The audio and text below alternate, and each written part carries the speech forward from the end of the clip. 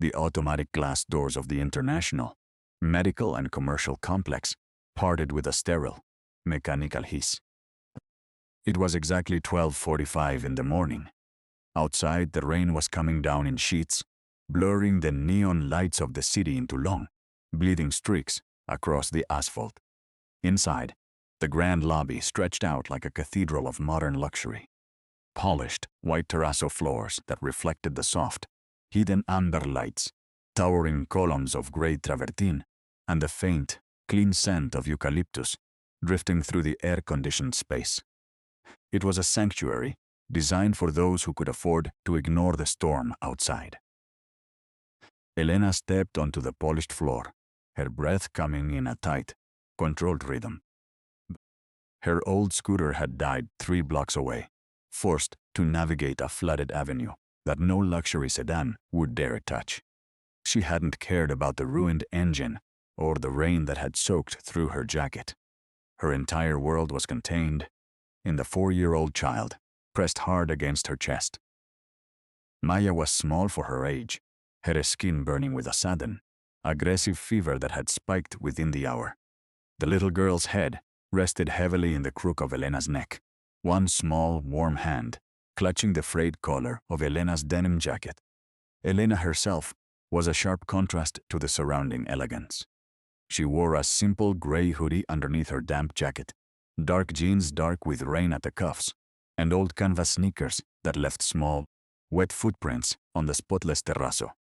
Her fingers, gripping her daughter securely, still bore the faint dark traces of industrial grease under the nails, the permanent marker of a woman who spent her days working with heavy automated machinery. Behind the long, monolithic reception desk of brushed steel stood Julian. At 32, Julian considered himself the gatekeeper of the complex's reputation. His dark navy tailored suit was immaculate, his silver name tag pinned with mathematical precision, and his hair combed back without a single strand out of place. To Julian, the lobby was not just a workspace. It was a visual ecosystem that required strict curation. He was currently reviewing a digital ledger on his screen, his face settled into the smooth, professional calm of a man who managed VIP privileges for elite clients. When the sound of squeaking wet canvas sneakers broke the quiet of the lobby, Julian's eyes flicked upward. It wasn't a dramatic movement, just a practiced, defensive shift of his posture. He looked at the damp gray hoodie. He looked at the worn jeans. His gaze lingered on the faint grease marks on Elena's hand before finally resting on her pale, exhausted face. The professional warmth that usually occupied his expression vanished, replaced instantly by a cool, analytical distance. "Good evening," Elena said, her voice steady despite the trembling in her arms. "My daughter has a severe fever. The main clinic downtown is closed due to the localized flooding, and the emergency line redirected us here. I need to see the on-duty pediatrician in the residential medical wing." Julian did not look at the screen to check the schedule. He did not pick up the phone. He simply rested his hands flat on the steel counter, leaning forward just enough to establish a physical boundary between them. His voice, when he spoke, was low precise and entirely devoid of inflection, pitched perfectly, so that the 2 private security guards, standing near the elevators, could hear every word. "Madam, this is the International Executive Pavilion," Julian said, his eyes scanning her damp attire once more. "Our medical services are reserved strictly for registered members, residents of the upper towers, and pre-scheduled international consultants. This isn't an emergency walk-in clinic for the general public." Elena closed the distance to the desk, her grip tightening on Maya as the little girl shifted, letting out a soft, congested sigh. "I understand your protocol," she said, keeping her tone measured, her eyes locked onto his. "But the city emergency system authorized this path because your facility holds the specific pediatric care equipment required for sudden respiratory fevers. I am not asking for a tour. I am asking for a doctor to examine my child. Julian's jaw tightened slightly, a small sign of irritation that he quickly masked with a thin, artificial smile. The system may route general inquiries to our automated database, but actual admission requires credentials. As you can see, we operate under a specific standard here. There is a municipal hospital 7 miles north. They are better suited for standard walk-in cases. Elena stood perfectly still. She didn't yell. She didn't plead. She looked at Julian's immaculate suit, then down at the small hand of her daughter, whose fingers were weakly curling around her thumb. The contrast in the room was absolute. One man protecting the aesthetic purity of a corporate sunken, and one mother holding a fragile life. Both of them fully aware of the unspoken judgment that had just taken place, based entirely on the fabric of a jacket. The silence behind the brushed steel counter was thick, broken only by the rhythmic hum of the central cooling system. Julian did not look back down at his screen. He kept his shoulders squared, his hands remaining flat on the seamless metal surface, maintaining a physical posture that had been drilled into him through years of high-end corporate training. To Julian, an exception was a crack in the foundation. If you let one damp jacket pass, if you allowed one set of squeaking sneakers to rest in the luxury lounge, the illusion of exclusivity that the towers traded on would begin to dissolve. Elena did not shift her weight. Her arms were beginning to ache, the muscles stiffening under the continuous, dead weight of her sleeping daughter. Maya's breath was warm against her neck, short and slightly ragged, each exhalation carrying the distinct, dry heat of an accelerating fever. Elena knew every corner of this building. She knew the exact routing of the copper pipes, carrying the chilled water through the walls. She knew the specific fiber optic lines that managed the building's automated environment. 2 years ago, when the blueprints for the International Executive Pavilion were nothing more than digital schematics on a secure server, Elena had spent 18 hours a day restructuring the system architecture. She had designed the automated triage logic that ran silently in the background of the medical wing, a system built to prioritize life based on biometric data, long before a human clerk could check a credit card. The heavy glass doors behind them hissed open again. The sound was accompanied by the sharp, authoritative click of leather soles against the terrazzo floor. A man and a woman stepped into the warmth of the lobby, completely unbothered by the storm outside. The man wore a sharply tailored charcoal overcoat, unbuttoned to reveal a silk tie, his movements carrying the easy, unhurried confidence of someone who owned the spaces he occupied. The woman beside him held a small designer umbrella, its silver tip tapping lightly against the polished stone as she shook off the residual drops of rain. They did not look at Elena.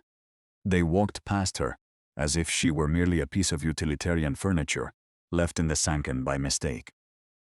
Julian's entire demeanor underwent an instant, fluid transformation. The cold, rigid lines of his face dissolved into a warm, practiced smile that reached his eyes with perfect timing. He lifted his hands from the counter, his upper body inclining forward in a gesture of immediate, respectful recognition. "Good evening, Mr. Vance," Julian said, his voice dropping into a rich, welcoming cadence that filled the empty space of the counter. "We were not expecting you back from the Geneva conference until Thursday. Welcome back to the pavilion." The man in the charcoal coat waved a careless hand, stopping at the desk just 2 feet away from Elena. "Flight got ahead of the storm system," Vance said, his voice flat, completely ignoring the fact that a wet woman holding a sick child was standing directly beside him. "The residence line," said the penthouse suite, "was undergoing a routine sensor calibration tonight, but we decided to bypass the automated check-in. Just hand over the physical keys. We're exhausted." Julian's fingers flew across the keyboard, his smile never wavering. Of course, Mr. Vance. The automated calibration began at midnight, but I will manually override the system lock from this terminal. It will take less than 2 minutes. We have the private elevator ready for your floor. Elena watched the transaction. Her eyes remained perfectly calm, tracking the precise movement of Julian's fingers on the mechanical switches beneath the desk. She knew exactly what that manual override did. It required a Level 3 administrativist clearance, a protocol she had personally coded into the core database to ensure that residents were never locked out during maintenance windows. But she also knew that the very same clearance gave the terminal clerk the authority to allocate temporary emergency quarters in the lower medical suites for any individual requiring urgent stabilization. The capability was there, built into the very hardware Julian was using. The only thing missing was the human will to utilize it for someone who didn't arrive in a charcoal overcoat. Julian reached into the drawer beneath the steel counter, pulling out 2 sleek, matte black key cards embedded with silver microchips. He handed them across the counter with a smooth, continuous motion, his eyes lingering on Vance with total devotion. Have a restful evening, sir. If you need anything from the kitchen, the late-night chef is on standby for your tower. Vance took the cards, nodded once without speaking, and turned toward the private elevators.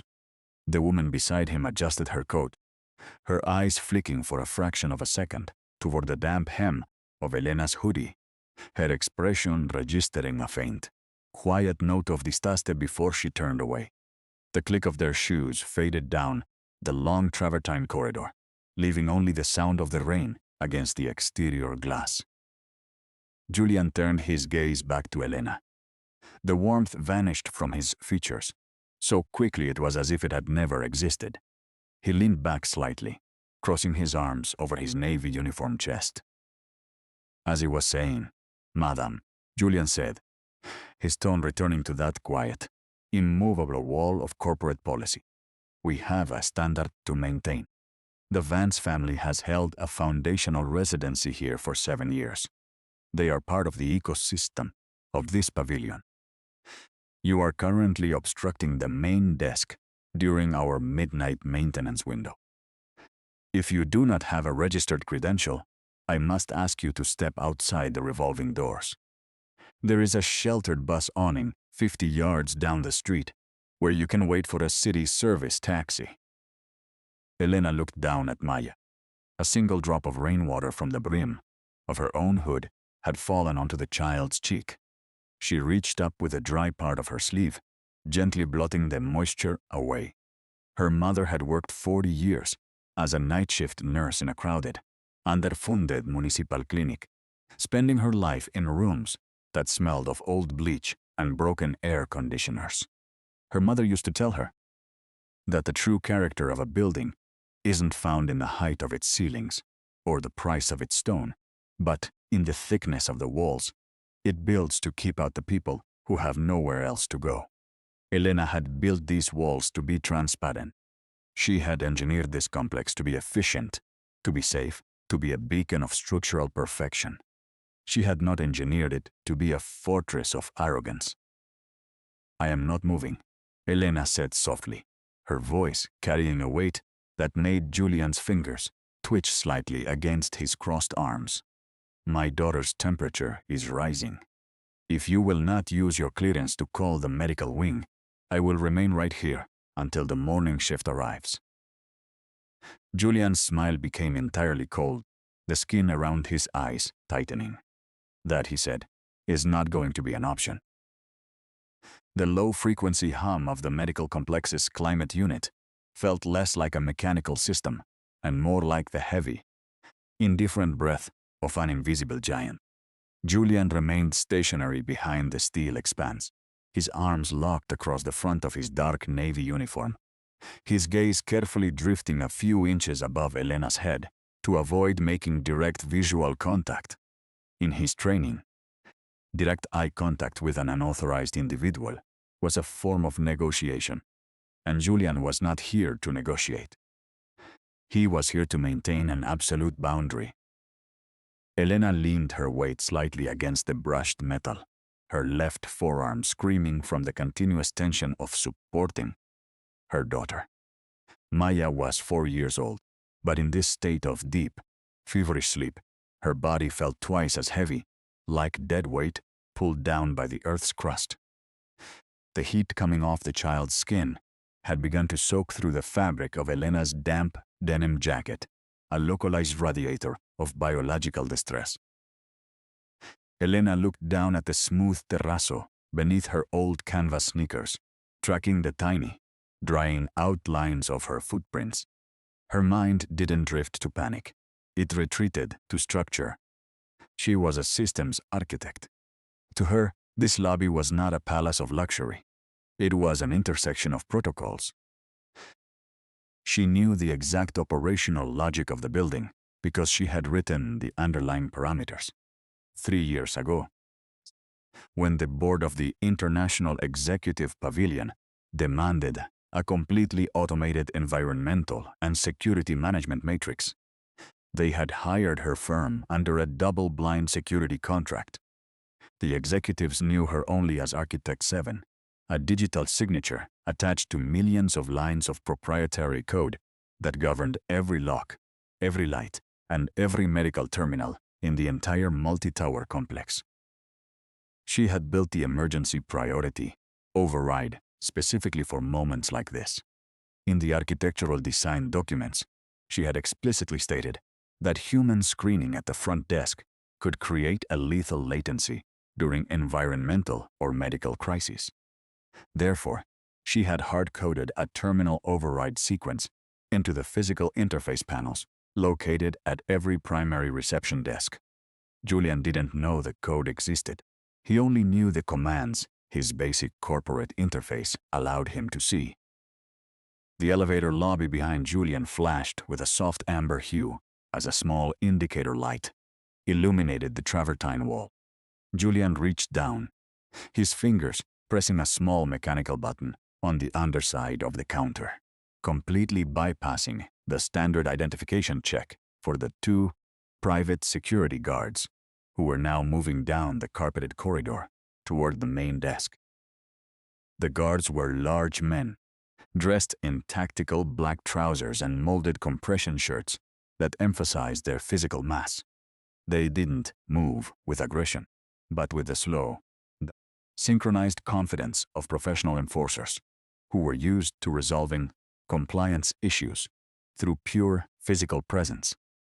Their leather utility belts clicked faintly with each step, carrying heavy radios, tactical restraints, and high-intensity flashlights. Julian looked back down at Elena, his posture shifting forward by a fraction of an inch, using the approaching shadows of the security team to amplify his words. "Madam, I have already provided you with the location of the public municipal facility," Julian said, his voice dropping into a register that was intentionally formal, designed to strip away any personal malice and replace it with the cold authority of corporate regulation. "Our residential medical suites are currently operating under a closed network maintenance protocol. Your presence here is no longer considered a simple inquiry. It is now classified as an unauthorized obstruction of a private secure lobby." Elena didn't retreat. She raised her right hand, her fingers still carrying those faint, deep lines of mechanical grease from her workshop, and placed her palm flat against a brushed steel counter. The metal was cold against her skin. "I am aware of the network status, Julian," Elena said, using his name from the silver tag for the first time, her voice remaining perfectly level, almost detached. "The network is not closed. It is undergoing a standard sensor calibration cycle. That cycle leaves exactly 40% of the auxiliary medical lanes open for emergency triage. I know this because the logic loop cannot function otherwise. without crashing the main environmental controls for the upper residential towers. Julian's fingers froze on the edge of his screen. His eyes snapped down to her hand, then up to her face, his expression hardening as a flicker of genuine irritation broke through his professional mask. To a man whose entire authority relied on the ignorance of the public, an unauthorized person who spoke with technical precision was a direct threat to his control. Our technical architecture is not a subject for public debate, Julian said, his voice dropping an octave, becoming sharp and dry. Guards, please assist this individual out of the pavilion. She has a child with her, so ensure she stays under the awning until a municipal vehicle passes, but she cannot remain inside the perimeter. The guard, on the left, a man whose name tag read Miller, stepped into Elena's peripheral vision. He didn't reach for his belt, but he placed himself at a 45-degree angle to her shoulder, a classic law enforcement technique designed to gently redirect a person's physical path toward an exit without using direct force. "Ma'am, let's take a walk outside," Miller said, his voice surprisingly deep, though his eyes flicked down for a split second to Maya's small, flushed face. "It's pouring out there, but we can't have you blocking the desk. The manager will be down in 10 minutes for the shift handover. And if he sees an unlisted civilian in the secure zone, it's our jobs on the line." Elena didn't look at Miller. She kept her eyes locked on Julian, who had already returned his attention to his digital ledger, dismissing her existence with a single movement of his hand. "You are making a mistake based on the fabric of my coat, Julian," Elena said softly, her voice carrying a calm, chilling certainty through the silent, marble cathedral of the Sangen. And mistakes within a structured system always carry an accumulation of interest.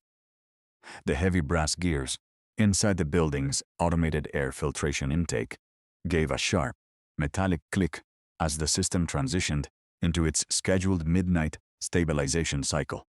The sound was brief, clean, and completely unnoticed by anyone who hadn't spent years studying the acoustic signatures of industrial architecture. Julian shifted his weight behind the polished steel counter. His face remained frozen in that calculated, corporate mold.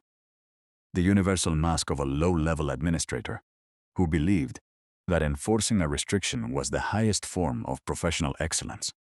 He glanced toward the high-definition security monitors, embedded flush into the surface of his desk, checking the optical tracking grid.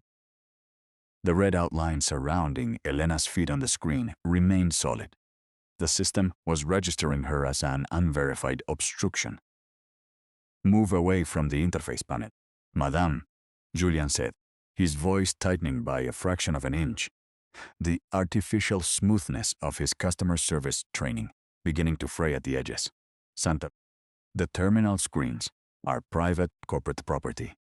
Any unauthorized interaction with the physical housing will trigger an automated security escalation." Elena did not remove her hand from the cold metal casing. Her index finger rested precisely 3 millimeters above the recessed optical sensor hidden beneath the executive registration rim. She knew the layout without looking. She knew that beneath the brushed steel fascia lay an unshielded fiber optic branch connecting the local SANC node directly to the primary mainframes, running 30 floors above. Miller, the larger security guard, took a half-step forward, his heavy tactical boots squeaking faintly against the damp terrazzo, where Elena's wet sneakers had left a thin trail of moisture. His face didn't carry malice. It carried the deep, historical exhaustion of a working-class man who spent his nights executing orders he wasn't paid enough to question. "Ma'am, please," Miller said, his voice dropping into a low, rumbling hum that stayed beneath the ambient hiss of the air conditioning. "Don't make this difficult. The desk clerk has the network's authorization to call the city police if the lobby perimeter is breached for more than 12 minutes during a maintenance window. My partner and I don't want to carry you out of here with the kid. Just take her under the awning. I'll check the logistics monitor to see if a transit bus is rolling past the avenue. Elena looked up at Miller. For the first time since she had entered the grand vault of the sunken, her expression softened, the cold, analytical focus in her eyes giving way to a brief flash of human recognition. She saw the worn leather of Miller's utility belt, the slight discoloration at the knees of his tactical trousers, where the fabric had been cleaned too many times in cheap commercial laundromats. He looked exactly like her father had looked during his final years at the manufacturing yard. Heavy-shouldered, quiet and permanently marked by the quiet indignity of a life spent survival-driven. I am not trying to make your shift difficult, Officer Elena said softly, her voice remaining perfectly steady, carrying an internal weight that made Miller pause mid-stride. But my daughter's respiration rate has increased by 4 cycles per minute since we crossed the threshold. She doesn't have 12 minutes for a municipal bus. Julian let out a short, dry breath through his nose, a sound that was half law, half scoff. He didn't look at the child. He tapped his finger, rhythmically, against the edge of his mechanical keyboard, the plastic clicks sharp and dismissive. Everyone who walks through these doors has an explanation, Julian said, his eyes returning to the digital ledger, as if she had already ceased to be a physical presence in the room. Every delayed walk-in, every contractor with a late delivery, every citizen who thinks our facilities are public utility infrastructure. They all have a crisis. But a crisis does not alter the administrative parameters of this pavilion. This building operates on an absolute tier system. If you do not possess the digital signature of a Tier 1 resident or a verified medical voucher from an executive sponsor, your status here is 0. You are a non-entity to the system. Elena's hand remained perfectly still on the steel rim. The grease under her nails looked dark and stark against the immaculate, pristine white light reflecting off the counter. The system isn't an entity, Julian, Elena said, her voice dropping into a register that was chillingly calm, completely devoid of anger or defensive emotion. It's a mirror. It only reflects the values of the people who interact with its inputs. If the input is cold, the output is cold. But the architecture always retains a master key for when the mirrors distort the intent of the design. Before Julian could decode the sentence, the small hand of the child, pressed against Elena's shoulder, moved. Maya's eyelids fluttered, her thick eyelashes wet with residual perspiration. The little girl blinked twice against the high-contrast amber glare of the sunken, her vision slowly tracking the long, vertical lines of the travertine columns before finally coming to rest on Julian's silver name tag. Her small face was deeply flushed, her lips dry and white from the internal heat of the fever. "Mommy," Maya whispered, her voice incredibly thin, cracked from the dry air of the storm-driven night. Her small hand reached out weakly, her fingers brushing against the cold steel surface of the desk before dropping back onto Elena's shoulder. "Are we at the place where Grandma used to work? The place with the lights that don't go out?" Elena leaned her head down, her lips pressing against the burning skin of her daughter's temple. For a long second, before she spoke, her voice changed instantly, losing every trace of the hard, systemic precision she had used with Julian, becoming soft, deep, and entirely protective. "No, my sweet girl," Elena murmured, her hand gently stroking the child's damp hair away from her eyes. "This isn't the old clinic. This is a new building, but the rules are supposed to be the same. The lights stay on for everyone." Maya's small eyes turned directly toward Julian. The 4-year-old child looked at the immaculate navy suit, the perfectly straight silver name tag, and the cold, flat stare of the man behind the desk with the absolute, terrifying clarity that only children possess before they learn the social mathematics of evasion. Why is the man with the silver name looking at us? Like we're dirty? Mommy? Maya asked, her voice carrying clearly across the 30-foot span of the marble lobby, reaching the ears of the second security guard and the private chauffeur, who had just entered through the side residential doors. Did I spill the machine oil on my shoes again? Is that why he won't let the doctor see me? The second guard, a younger man named Davis, froze near the glass elevator bank, his hand dropping away from his communication radio.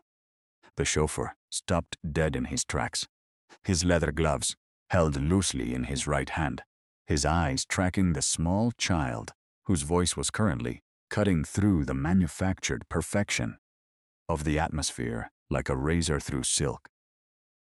Julian's face went entirely white, a sudden, dark patch of red appearing at the top of his collar as the words landed in the open space of the Senken. The red neon warning band lining the top perimeter of Julian's embedded computer screen did not catch Maya's attention, but her clear, unhurried question remained suspended in the massive marble sanction, like dust, trapped in a shaft of high-contrast morning light. The quiet in the room grew heavy, expanding until the rhythmic, synthetic purr of the air-handling unit felt like an intrusion. Julian did not look at the child. His hands remained pinned flat against the brushed steel fascia of the counter, his knuckles turning a stark, bloodless white as he stared directly into Elena's eyes. The artificial customer service composure he had worn, like armor, for 3 years was entirely gone, replaced by a rigid, defensive anger that crept up his neck in dark, uneven patches. To a man who built his identity on the precise separation of classes, being questioned on his basic humanity by a 4-year-old child in a soiled fleece jacket was an intolerable breach of order.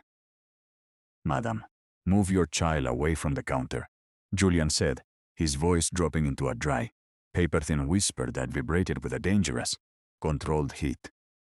"You are now actively causing a public disturbance in a private residential medical facility. This terminal tracks every unverified presence, and your time window expired 4 minutes ago." Elena did not draw back. She adjusted her posture slightly, absorbing the small, burning weight of Maya against her collarbone, her right arm forming an immovable cradle around the little girl's lower back. She could feel the rapid, shallow thumping of Maya's heart against her own ribs, a frantic, biological clock ticking down against the indifference of the corporate grid. "My daughter asked you a direct structural question, Julian," Elena said, her voice remaining perfectly level, carrying that cold, crystalline precision that only belongs to people who calculate systems for a living. "She asked why your eyes change, based on the fabric of a person's clothes. If your administrative training manual doesn't include an answer for that, then your manual is incomplete." Miller, the older security guard, took a step closer, his heavy leather utility belt creaking softly in the silence. His massive shoulder brushed against Elena's sleeve, but there was no momentum behind the contact. His face was deeply lined, his jaw set in a hard, horizontal line as he looked over the top of the counter at Julian. The younger guard, Davis, remained completely stationary, 3 yards back, his fingers resting loosely on his communication handset, his eyes fixed firmly on the floor, as if trying to erase his own presence from the sand. Miller looked at Julian, his deep voice dropping into an uncomfortable, gravelly undertone. "Julian, the kid is burning up. I can feel the heat radiating off her jacket from here. Let's just run her identification through the secondary logistics database in the back office. If she's a local contractor or a municipal employee from the lower sectors, she has the baseline right to a temporary medical stabilization voucher. We don't need to do this here on the main floor." Julian's eyes snapped toward Miller, his expression hardening into a look of absolute betrayal. "You do your job," Miller, and I will do mine, he snapped, his voice rising just enough to cause the private chauffeur near the elevator bank to look up from his phone. Your orders are to clear the floor during the midnight maintenance window. If you cannot execute a basic perimeter removal because a civilian is using emotional manipulation, I will log a structural deficiency against your security shift before the general manager arrives for the handover. Miller's shoulders went entirely rigid beneath his tactical black shirt. The fabric strained across his back as his hands slowly curled into fists at his sides. For 20 years, he had survived in these towers by becoming a ghost, by ignoring the arrogance of the executives, by looking past the quiet cruelties of the staff, by reminding himself every midnight that his own family's survival depended on his absolute compliance with the rules of the grid. But the small burning hand of Maya was currently resting on the edge of the metal desk, her tiny fingers leaving a faint, evaporating smudge of condensation on the polished surface just inches from his hand. Elena looked at Miller, noting the micro-tremor in his jaw, the slight defensive tilting of his head. She knew the exact financial metrics that governed his silence. She knew that a security guard in this sector made exactly $22 an hour, with a deductible that didn't cover basic family coverage until their third year of continuous service. She knew he was a single calculation away from poverty, just like her mother had been, just like she had been before her code became the unseen infrastructure of the city's elite. You don't have to risk your shift for us, officer, Elena said softly. Her eyes locked onto Miller's face with a calm, deep understanding that stripped away the coldness of the architecture. I know the weight of the contract you're carrying. It's not your line to cross. Before Miller could process the statement, Julian reached for the desk telephone, his fingers slamming into the high-priority intercom keys with an aggressive, short cadence. This is the main reception desk, Julian said into the receiver, his eyes fixed on Elena with a look of cold triumph. We have a non-compliant civilian in the Sanken, carrying an unverified child. She is refusing to clear the perimeter and is actively interfering with administrative maintenance overrides. Send the shift supervisor and trigger the local transit authority. Lock on the exterior plaza doors. The call cut off with a sharp, electronic click. Julian set the receiver back down into its cradle, leaning back into his leather chair with his arms tightly crossed over his chest. Now he said, his voice flat, completely devoid of any remaining customer service pretense. You can wait for the transit police outside the glass. But you are done using my desk as a shelter. Elena didn't move her palm from the steel casing. Her index finger remained exactly where it had been for the last 3 minutes, pressed against the edge of the hidden registration rim, her mind executing the final mental verification of the network structure. The security supervisor wouldn't arrive for another 90 seconds. The transit police would take 5 minutes to navigate the flooded avenue outside. That gave her exactly 80 seconds of unmonitored interface access before the system locked down the local node. She looked down at Maya, who had closed her eyes again, her small body shivering slightly despite the intense heat of her skin. Hold onto my neck tightly. Maya, Elena whispered against the child's hair, her voice dropping into an absolute, unshakable core of maternal authority. Mommy is going to fix the lights now. The rain outside did not care about corporate protocols, and neither did the fever burning through the child's clothes. Every breath the little girl took was a fragile, scraping sound that rattled against her mother's damp denim jacket. Elena stepped further into the warmth of the grand lobby, her canvas sneakers leaving muddy, uneven outlines on the pristine white terrazzo floor. She adjusted her grip, feeling the terrifying heat radiating directly off her 4-year-old daughter's skin. Behind the monolithic brushed steel desk stood Julian, his dark navy tailored uniform pressed to mathematical perfection. His silver name tag caught the soft amber glare of the hidden ceiling lights as his eyes slowly calculated the intruder. He looked at the dark streaks of industrial machinery grease, embedded permanently under Elena's fingernails. He looked at the frayed cuffs of her wet gray hoodie and settled his face into a wall of cold, administrative distance. "I need the on-duty pediatrician in the residential wing immediately," Elena said, her voice dropping into a flat, steady rhythm. "The city emergency network routed us here because your facility maintains the specialized respiratory stabilization matrix." Julian did not check his display terminal, nor did he reach for the internal communication lines. He placed his hands flat on the steel counter, leaning forward to establish a physical barrier between them. "This is the International Executive Pavilion, Madame," Julian said, his voice dropping into a quiet, well-rehearsed cadence. "Our medical services are strictly locked for registered Tier 1 residents and pre-scheduled international consultants. This lobby is not an emergency walk-in clinic for the general municipal sector." The quiet in the grand lobby was no longer the quiet of a luxury sanctuary. It was the heavy, suffocating silence of an engine room right before the main boiler cracks. Julian's hand remained frozen in mid-air, his index finger still hovering a fraction of an inch above the emergency intercom button he had just slammed down. He looked at Maya, whose eyes were heavy with the dull, glassy sheen of an unmanaged medical crisis. Then his gaze snapped violently back to Elena's face. The dark traces of industrial machinery grease beneath her fingernails no longer looked like the marks of poverty to him.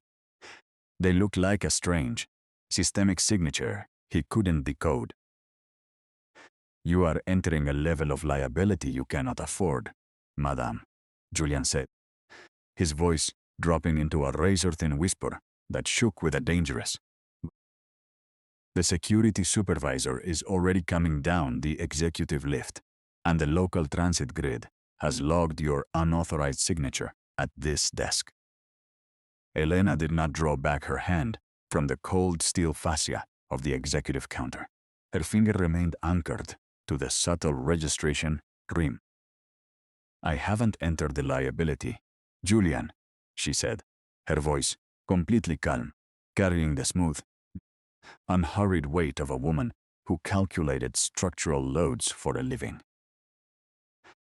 "I wrote the liability protocols for this entire complex 3 years ago, when your board of directors realized their automated system couldn't distinguish a crisis from a routine maintenance cycle." Before Julian's brain could process the technical vocabulary, a sharp multitone chime echoed from the ceiling speakers. Not the standard amber alert of a lobby disturbance, but the deep, urgent pulse of a Level 1 administrative override. The massive travertine columns seemed to vibrate slightly as the ambient amber lighting transitioned instantly into a crisp, high-intensity white light that flooded every corner of the polished white terrazzo floor. The digital ledger on Julian's screen blinked twice, the navy blue corporate interface disappearing completely, replaced by a single line of flashing crimson text. "Master System Architecture Access Granted. Station 7. Julian stepped back from the desk, his leather chair rolling backward until it hit the dark mahogany storage cabinets with a sharp, hollow tooth. "What did you do?" he whispered, his face losing its remaining color as he watched his personal administrative access credentials vanish from the main display panel. Elena looked down at Maya, whose small body gave a sudden, involuntary shiver against her shoulder, her breathing becoming faster, 4 cycles above the emergency threshold. "I didn't break your system," Julian Elena murmured softly, her lips pressing against the child's burning temple. before she looked back up. I just reminded the architecture why it was built in the first place. Julian felt his knees buckle as the glowing red text on the primary terminal began to map out the complete back-end network directory of the entire multi-tower block. The high-intensity white light, casting down from the high ceilings, stripped away the artificial, manufactured elegance of the sunbeam, leaving the stone cold and naked. He looked down at his screen, his trembling fingers hovering over a dead keyboard that no longer responded to his administrative security commands. The system signature at the bottom of the flashing monitor did not display a name, only a permanent, unalterable manufacturing seal, Systems Architect 7, Infrastructure Origin. The heavy elevator doors at the western wing opened with a sharp, pneumatic decompression sound that bounced off the gray travertine columns. 3 senior executives stepped onto the terrazzo floor, their dark tailored winter coats completely unbuttoned, as they moved with a frantic, unhurried panic. At the center of the group was Thomas, the chief operating officer of the entire International Pavilion, his face gray with immediate, computational dread.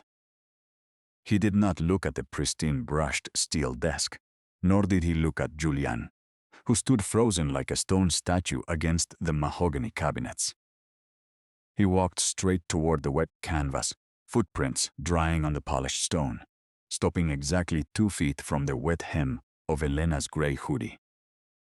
"Madam Architect," Thomas said, his deep voice carrying a raw, physical exhaustion as he bowed his head slightly before the silent woman. The central grid logged a master database override from this exact location, and the board ordered a full operational inspection of the sector immediately. We were not informed that the primary system designer was executing a physical field evaluation during the midnight maintenance window. Julian reached out, his hand blindly gripping the edge of the steel counter to keep his balance as the architecture of his entire reality collapsed. Thomas took a sharp, localized breath, his silver hair catching the clinical glare of the emergency lights, as he stepped closer to the industrial grease marks on Elena's hands. The 2 other executive board members stood completely rigid, their expensive wool coats hanging loose as they watched the primary framework database refresh on the main terminal screen. Every single security monitor lined across the brushed steel desk now pulled a direct, continuous feed from the central network cluster, located 30 floors above. The system was no longer processing administrative guest profiles. It was displaying the core architectural blueprints of the International Executive Pavilion. "Julian, look at the screen behind you," Thomas said, his voice dropping into a dangerous, vibration-heavy register that caused the second guard to retreat another step. "You didn't just reject a municipal walk-in tonight. You locked the primary system key out of the central infrastructure node during a localized environmental disaster." The silver name tag pinned to Julian's Navy uniform felt heavy against his fabric chest as he stared blindly at the structural directory on the terminal.